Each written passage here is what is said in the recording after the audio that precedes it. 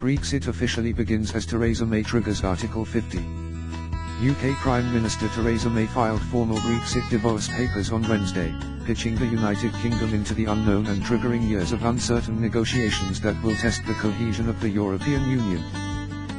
9 months after Britain's voted to leave, Ms May notified EU Council President Donald Tusk in a letter that the UK is quitting the bloc it joined in 1973. The Prime Minister, an initial opponent of Brexit who won the top job in the political turmoil that followed the referendum vote, now has 2 years to settle the terms of the divorce before it comes into effect in late March 2019. The United Kingdom is leaving the European Union, May told lawmakers in the British Parliament. This is an historic moment from which there can be no turning back. On the eve of Brexit, May, 60, has one of the toughest jobs of any recent British Prime Minister, holding Britain together in the face of renewed Scottish independence demands, while conducting arduous talks with 27 other EU states on finance, trade, security and other complex issues. The outcome of the negotiations will shape the future of Britain's $2.6 trillion economy, the world's fifth biggest, and determine whether London can keep its place as one of the top 2 global financial centres. For the EU, already reeling from successive crises over debt and refugees, the loss of Britain is the biggest blow yet to 60 years of efforts to forge European unity in the wake of 2 devastating world wars. Its leaders say they do not want to punish Britain. But with nationalist, anti-EU parties on the rise across Europe, they cannot afford to give London generous terms that might encourage other member states to break away. Ms May's notice of the UK's intention to leave the bloc under Article 50 of the EU's Lisbon Treaty was hand-delivered to Tusk in Brussels by Tim Barrow, Britain's permanent representative to the EU. Mr Barrow handed the letter to Tusk, the EU summit chair and former Polish Prime Minister, in the Council President's offices on the top 11th floor of the new Europa building. That moment formally set the clock ticking on Britain's 2-year exit process.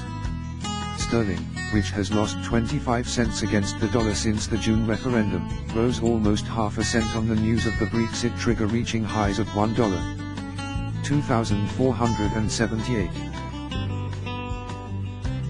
May signed the Brexit letter on Tuesday, pictured alone at the cabinet table beneath a clock, a British flag and an oil painting of Britain's first Prime Minister, Robert Walpole.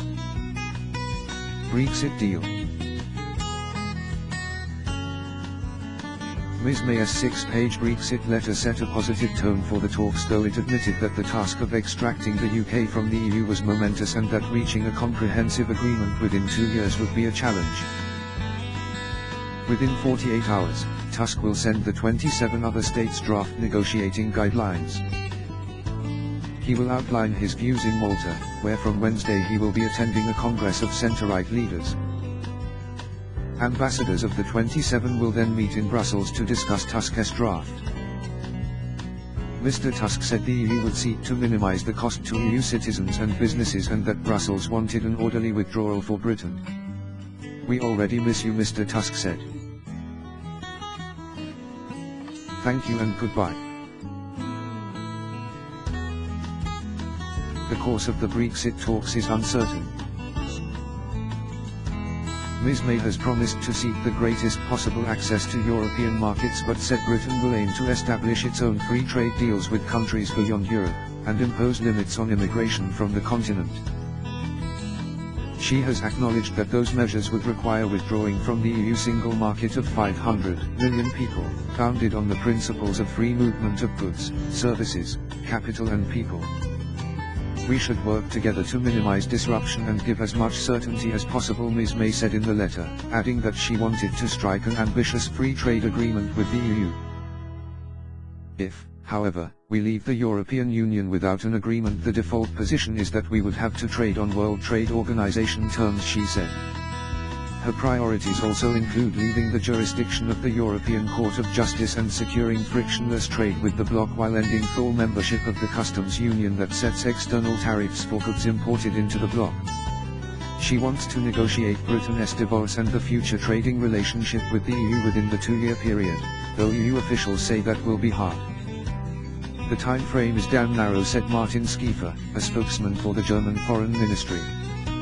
A huge number of questions remain, including whether exporters will keep tariff-free access to the single market and whether British-based banks will still be able to serve continental clients, not to mention immigration and the future rights of EU citizens in the UK and Britons living in Europe. One major uncertainty for Ms May is who will be leading France and Germany, which both face elections this year. It has bad news for everybody.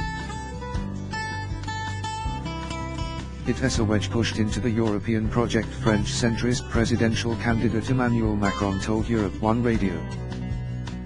The pro-EU Macron has struck a firm line on Brexit, saying he would ensure Britain gains no undue advantages outside the Union.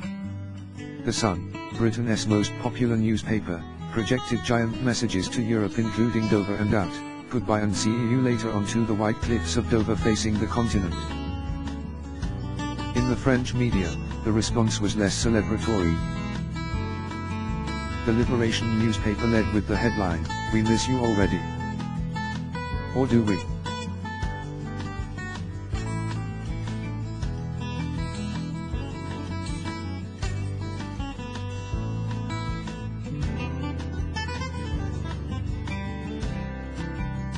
Over a picture of a guardsman wearing a bearskin hat, a traditional symbol of Britain.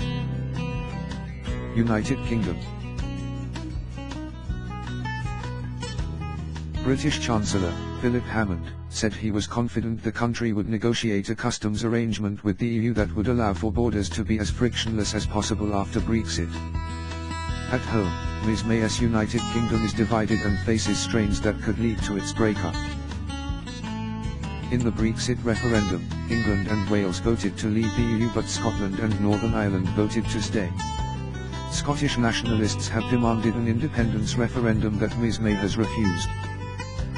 Ms May mentioned Northern Ireland in the letter, saying, "We want to maintain the common travel area with the Republic of Ireland. There should be no return to the borders of the past." May said she knew that triggering Brexit would be a day of celebration for some and disappointment for others. Now that the decision to leave has been made and the process is underway, it is time to come together.